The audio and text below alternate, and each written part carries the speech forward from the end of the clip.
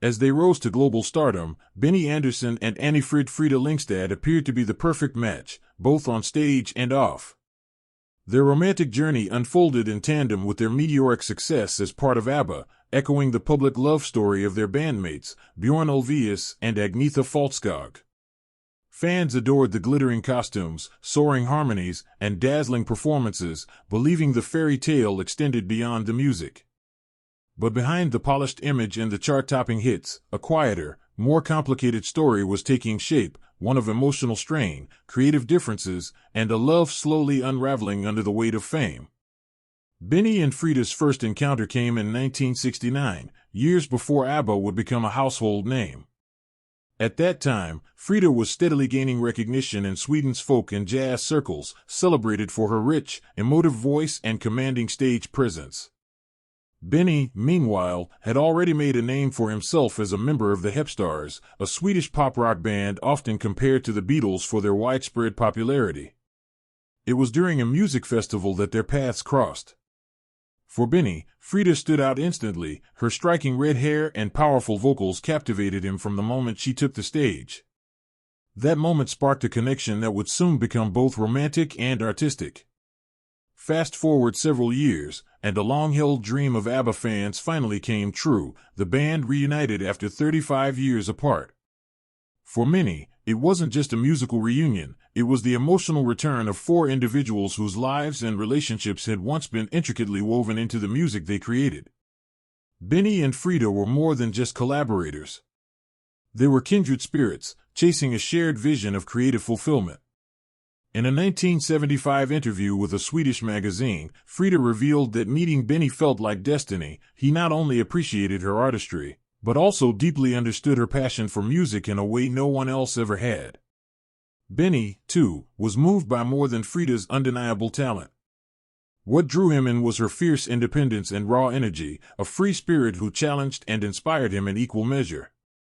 She wasn't like anyone he had worked with before, and that uniqueness brought something irreplaceable to their partnership. As ABBA began to take shape, so did their personal relationship. While Bjorn and Agnetha were often seen in the limelight as ABBA's golden couple, Benny and Frida took on more behind-the-scenes roles, focusing on perfecting the band's sound. Benny had an extraordinary gift for crafting unforgettable melodies, and Frida brought them to life with a voice that could convey heartbreak, joy, and everything in between. Together, they helped sculpt the iconic sound that defined ABBA's place in music history. However, success often comes at a price. As ABBA's popularity surged in the mid-1970s, the pressure of constant touring, public expectations, and studio perfectionism began to strain Benny and Frida's bond. Benny, known for his obsession with detail, would often spend long, grueling hours in the studio, refining every beat and harmony to near mathematical precision. Frida, on the other hand, was more emotionally driven, preferring spontaneity and the natural flow of inspiration. What had once been complementary differences slowly became points of friction, creating emotional distance between them. But their issues weren't confined to the creative process. The demands of global fame brought out contrasting sides of their personalities. Benny preferred privacy when offstage, seeking solitude and retreat from the chaos, whereas Frida found joy in the social and public aspects of being a star. She embraced the glamour and attention, often attending high-profile events and mingling with celebrities, which clashed with Benny's quieter lifestyle. These opposing needs created an undercurrent of tension that close friends and colleagues began to notice, particularly during ABBA's grueling world tours. Even their musical synergy, the very magic that had first brought them together, began to dim. What once had been a vibrant, shared passion started to feel like a chore under the weight of expectations. Slowly, the creative fire that had once defined them flickered and faded. What remained was a partnership under strain, and a relationship that could no longer withstand the conflicting pressures of fame, artistic vision, and personal growth.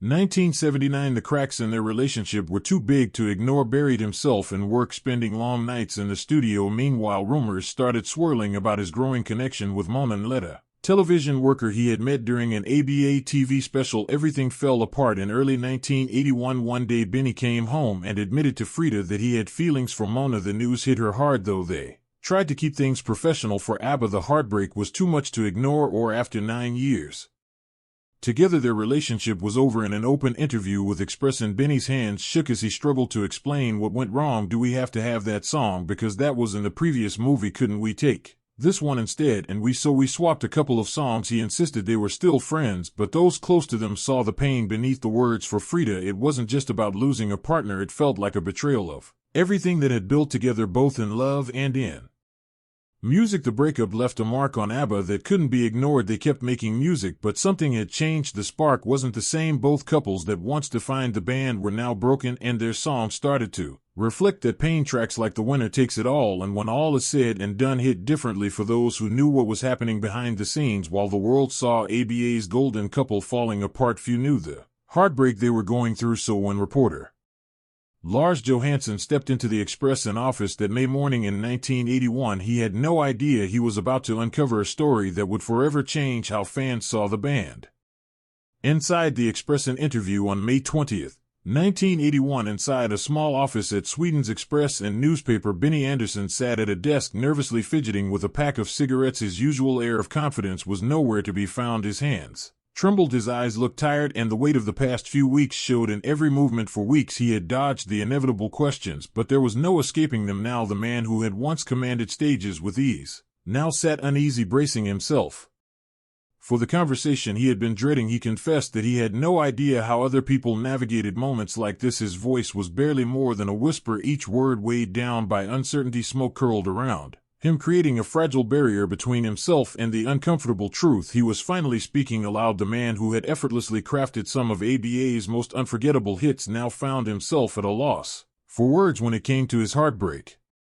The newsroom hummed with anticipation. This wasn't just another celebrity interview, it was the first real glimpse into the unraveling of ABBA's most famous couple. For weeks fans had speculated, the tabloids had whispered, but now Benny was finally breaking his silence as he spoke. His words carried the weight of a love story that had fallen apart faster than anyone expected. Across the desk the reporter listened intently, too absorbed in the moment to notice the coffee beside him turning cold. When the topic of Mona came up, Benny tried to play it off casually, but his words didn't quite match the mood. He called her his new woman, attempting a laugh that felt anything but natural. The room fell into an uneasy silence as the weight of his confession settled, and no matter how much he tried to downplay it, everyone could see the tension behind his forced smile. The mood changed when Benny started talking about ABBA's future. For a moment he dropped the BS polished image and spoke honestly. He admitted they weren't perfect and that fame had its struggles, with a hint of exhaustion. He joked that he couldn't see himself still dancing around on stage with a beer belly at 45.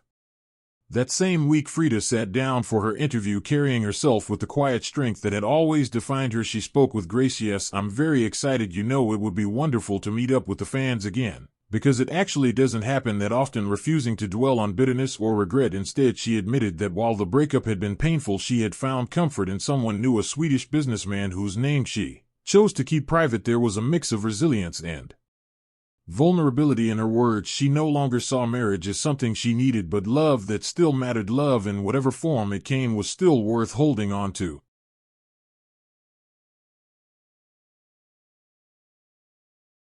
Their shared history in ABBA offered Frida something deeply personal, an emotional connection that even life as royalty couldn't replace. It wasn't about the glitz of being a global star or the ceremonial grandeur of being a princess. It was about those quiet, intimate moments of understanding, shared struggles, and creative energy she had experienced within the band. In those moments, surrounded by memories of music, harmony, and heartbreak, Frida found a sense of belonging she couldn't replicate in the regal halls of Swiss castles. By the early 2000s, Frida had gently slipped out of the public spotlight. Once a household name across continents, she became an elusive figure, someone rarely seen in the world that once celebrated her every move. The young girl who had grown up ostracized as a war child, the woman who had battled her way into the heart of the global pop industry, and the star who had once married into nobility had now chosen peace and solitude. Her decision wasn't about retreating in defeat, but rather about finding comfort in privacy, a rare gift after a lifetime lived in front of cameras and curious eyes.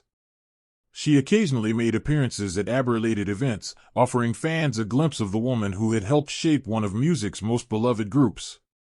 But for the most part, Frida remained tucked away in her quiet sanctuary in Switzerland. The pressure of being constantly watched and the expectations that came with fame were no longer part of her daily life. In that stillness, she rediscovered a version of herself outside the roles the world had assigned to her: pop icon, princess, and symbol of survival. And yet, even as Frida stepped away, ABBA's legacy burned brighter than ever. Their songs, voices, and stories continued to ripple across generations. What if, you might wonder, you could relive that magic, not just hear the music but experience it in a way that transcends time and technology? ABBA's journey has truly been extraordinary. From humble beginnings to an explosive rise to fame in the 1970s, they became more than just a band, they became a movement. Their influence didn't fade after their split in 1982. If anything, it grew stronger, proving that their timeless sound could outlast decades and trends. What started with a breakthrough moment at the Eurovision Song Contest in 1974 turned into an enduring phenomenon. Fans around the world continued to connect with their music long after the group stopped performing. But in 2021, ABBA took everyone by surprise once more. They weren't just celebrating nostalgia, they were rewriting the rules of what a comeback could look like. That year, they released Voyage, their first new album in 4 decades. It wasn't just a revival, it was a triumph. The album received critical acclaim and commercial success, reminding the world of ABBA's unmatched ability to fuse melody, emotion, and storytelling. Yet, what truly made Voyage stand out wasn't just the songs, it was the experience that followed. ABBA introduced something entirely new, ABBA Voyage, a one-of-a-kind concert residency in London that blended cutting-edge technology with live performance. In this immersive show, digital versions of Benny, Bjorn, Agnetha, and Frida, known as ABBA'S, performed on stage alongside a live 10-piece band. These avatars weren't simple animations, they were created using groundbreaking motion capture technology, developed over 7 years at a cost of $175 million. Each member of the band spent months in special suits to capture their movements, making the avatars appear breathtakingly lifelike. The result was a jaw-dropping concert experience that felt as real as any live show, bridging the gap between memory and innovation. For many fans, it was emotional, like stepping back into their youth while witnessing the future of music entertainment unfold. Since opening in May 2022, ABBA Voyage has become a global sensation. With over 1.3 million tickets sold and fans traveling from more than 140 countries, the show has brought people together in a shared celebration of music, technology, and timeless emotion. The band even made a surprise appearance during the first anniversary of the show in 2023, waving to the crowd while their digital selves lit up the stage, an unforgettable moment that brought fans to tears. The purpose-built ABBA Arena, located near Queen Elizabeth Olympic Park in London, was designed specifically to enhance every aspect of the experience. State-of-the-art visuals, world-class acoustics, and flawless choreography combined to blur the line between the real and the virtual. Every show felt different because the audience's energy shaped the vibe in the room, proving that even digital performances could be infused with raw, authentic emotion. What made this innovation so special wasn't just its spectacle, it was its heart. These avatars didn't just sing the old hits. They revived them. Songs like Dancing Queen, SOS, and The Winner Takes It All felt as fresh and exhilarating as they did decades ago. And now, new generations, many discovering ABBA for the first time, joined lifelong fans to celebrate the band's enduring magic in a whole new way. Despite the overwhelming success, ABBA has made one thing clear: they won't be returning to the stage for traditional live performances. They even turned down a reported $1 billion offer for a global tour. Instead, ABBA Voyage stands as their final gift to fans, an unforgettable, boundary-pushing experience that merges nostalgia with next-gen innovation.